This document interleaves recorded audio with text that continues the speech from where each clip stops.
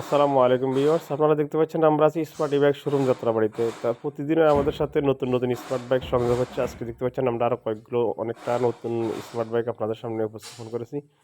তো আপনাদের সাথে কয়েকটার সাথে পরিচয় করে দিব যে এইসব স্মার্ট বাইক আপনারা দেখতে পাচ্ছেন এগুলো সম্পূর্ণ 100% নতুন। আপনারা ইচ্ছা করলে সারা বাংলাদেশের যেকোনো স্থান থেকে অথবা বিদেশ থেকেও আপনারা আমাদের কাছে অর্ডার করতে পারেন।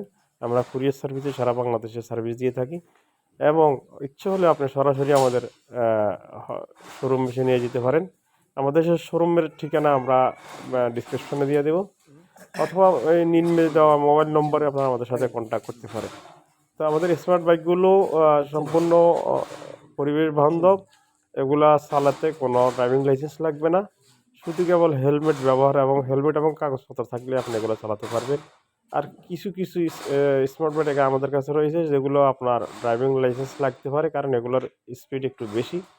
আর 90% স্মার্ট বাইকের কোনো স্পিড কম। আপনারা এখন যেগুলো দেখতে পাচ্ছেন এগুলো হচ্ছে ফ্যামিলি স্মার্ট বাইক। এগুলো একসাথে 4-5 জন স্মার্ট বাইকগুলোতে বসতে পারবে। এগুলোর নাম হচ্ছে স্মার্ট পিকক।